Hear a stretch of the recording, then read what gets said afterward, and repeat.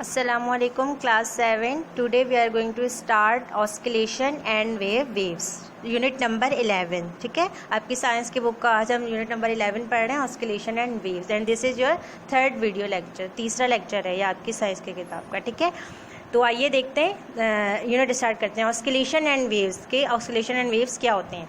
अब what is oscillation, आप देखिए सेकेंडली आपको लिखा हुआ नजर आएगा. A child swing moves backward and forward if it is pushed. A clock keeps going to time because the pendulum moves backward and forward regularly. मिसाल के तौर पे ऑस्किलेशन क्या होती है. Basically oscillation are the regular to and fro movement of a swinging body. किसी भी body की जो कि मूवमेंट में हो, यानी कि हिलने वाले पोजीशन में हो, तो उसकी मूवमेंट जो है हमारे पास वो ऑस्किलेशन कहलाती है. मिसाल के तौर पर आप जब ने देखा होगा झूला, कश्ती वाला झूला आप सबने देखा होगा. अगर हम उसको एक दफ़ा धक्का दे दें तो वो खुद ही ऑटोमेटिकली जो है वो पुश करें तो वो खुद ही जो है वो काफ़ी देर तक ऊपर जाएगा और फिर नीचे आएगा, वापस ऊपर जाएगा और नीचे आएगा. तो ये जो झूले की मूवमेंट है, ये this movement is called oscillation. ठीक है, इसको हम ऑस्किलेशन कहते हैं. आप देखें सेकंड पैराग्राफ में आपको लिखा हुआ नजर आएगा. This to and fro movement is called an oscillation because oscillations are regular, they can be use for timing. Oscillation जो है वो रेगुलर होती हैं, इनके मुसलसल होती हैं, तो इसी वजह से हम उसको टाइमिंग के लिए भी यूज़ कर सकते हैं. मिसाल के तौर पर आपने घड़ी देखी होगी, घड़ी में एक नीचे जो है वो घंटा नज़र आ रहा होता है जिसको हम पेंडुलम भी कहते हैं साइंस की लैंग्वेज में. तो पेंडुलम आप देखा होगा मुसलसल जैसे ही घड़ी में एक बजता है तो वो एक हिलना शुरू कर देता है. स्पेसिफिक टाइम तक वो लेफ्ट साइड पे जाएगा, फिर राइट साइड पे जाएगा, लेफ्ट साइड पे जाएगा, राइट साइड पे जाएगा, और थोड़ी देर बाद जो है वो सेंट्रल पोजीशन में वापस आ जाएगा. तो ये हमारे पास क्या कहलाती है, this movement is called oscillation. ठीक है, आप दूसरा देख लेते हैं पीरियड. पीरियड क्या होता है. The time taken for one completed oscillation is called a period. यानी कि एक ऑस्किलेशन को कंप्लीट होने में जितना भी टाइम लगता है वो हमारे पास क्या कहलाता है, उसका पीरियड. यानी कि एक दफ़ा जब झूला जो है वो हमने हिलाया, किश्ती वाला, उसको धक्का दिया, तो अब उसने कितनी देर में जो है वो कंप्लीट करा अपना एक साइकिल, तो ये हमारे पास क्या कहलाता है, पीरियड कहलाता है. The time taken for completed one oscillation is called a period. ठीक है, अब उसके बाद देख लेते हैं कि फ्रीक्वेंसी क्या होती है. The number of oscillation that are completed in 1 second is called a frequency. क्या कह रहे हैं कि जितने भी नंबर ऑफ ऑस्किलेशन होते हैं एक सेकंड के अंदर, वो हमारे पास उसकी क्या कहलाती है, फ्रीक्वेंसी. मिसाल के तौर पर आपको यह तस्वीर बनाई हुई नज़र आ रही होगी पेंडुलम की.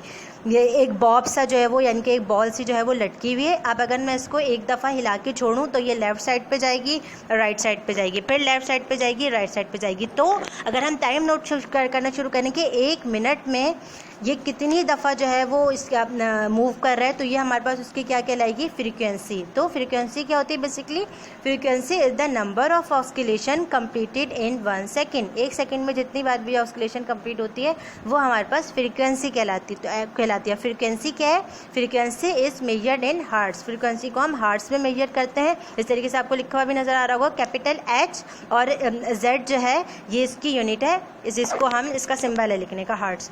और फ्रीक्वेंसी का फार्मूला क्या है, frequency is equal to 1 divide by period. यानी कि एक सेकंड में हमारे पास जितनी भी नंबर ऑफ ऑस्किलेशन कंप्लीट होती हैं वो हमारे पास उसकी फ्रीक्वेंसी कहलाती है. ठीक है, अब आप देख लेंगे यहाँ पे बॉब बना हुआ आपको नज़र आ रहा है. ये जो पेंडुलम की तस्वीर है इसके अंदर, इससे आपको ज़्यादा क्लियर हो जाएगा कि किस तरीके से टू एंड फ्रो मूवमेंट होती है. तो ये हमने अब यहाँ पे डेफिनेशन डिस्कस कर ली है ऑस्किलेशन की, पीरियड की एंड फ्रीक्वेंसी की. अब हम देखते हैं characteristics of sound. Second topic है हमारे कैरेक्टरिस्टिक्स ऑफ साउंड क्या होती है. अब देखिए यहाँ पे लिखा हुआ नजर आ रहा है, different frequency sound different to the air.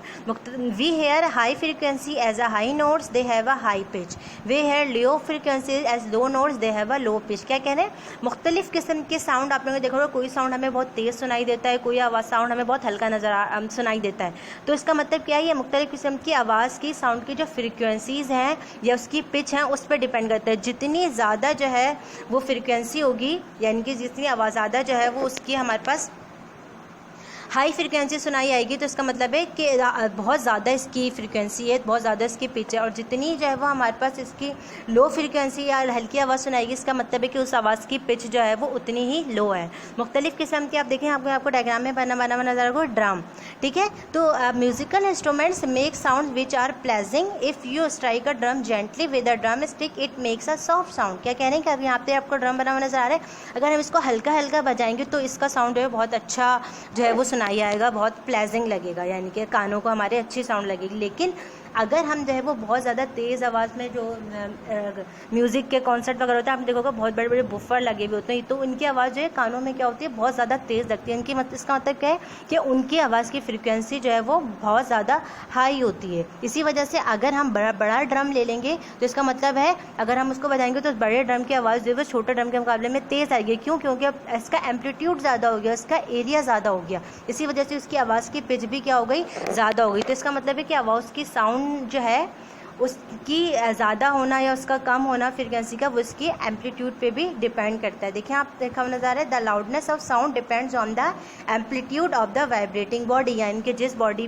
को हम मार के उसको बीट करके आवाज़ निकाल रहे हैं उसके एम्पलीट्यूड पे डिपेंड करता है कि आवाज़ किस तरह की निकले। इसी तरह से आप अगर माइक में देखें, कुछ माइक्स में जो है अगर आप बोलें तो बहुत तेज़ आवाज़ सुनाई देती है। इसका मतलब है कि माइक की फ्रिक्वेंसी या आवाज़ जो है वो बहुत ज़्यादा हाई है, उसकी पिच, इस वजह से आपको बहुत तेज़ आवाज़ सुनाई देती है। A small drum will produce a softer sound than a big one. ठीक है, तो क्या यही कह रहे हैं कि अगर छोटा ड्रम होगा तो वो कम आवाज़ निकालेगा, और अगर बड़ा ड्रम होगा तो उसकी आवाज़ जो है वो हमें बहुत तेज़ सुनाई देगी। तो यह मुख्तलिफ़ किस्म की कैरेक्टरिस्टिक्स हैं साउंड की। इसी तरीके से आप लोग देख लें, अगर हम ह्यूमन को ले लें या एनिमल को ले लें तो हर किस्म का जानवर जो है मुख्तलिफ़ किस्म की आवाज़ जो है वो प्रोड्यूस करता है। जिस तरीके से अगर हम देखें माउस को या फिर ग्रास हॉपर, बिल्ली वगैरह की देखें आवाज़ कितनी कम होती है, इसका मतलब है उनकी आवाज़ की पिच जो है वो कम है। ठीक है, या फ्रीक्वेंसी जो है या पिच जो है वो उसकी कम है। लेकिन अगर हम देख लें वाइल्ड एनिमल्स को, यानी कि शेर वगैरह को, तो कितनी ज़ोर से मतलब वो धाड़ते हैं, तो इसका मतलब है कि उनकी आवाज़ की जो है वो पिच जो है वो क्या है, बहुत ज़्यादा है। इसी वजह से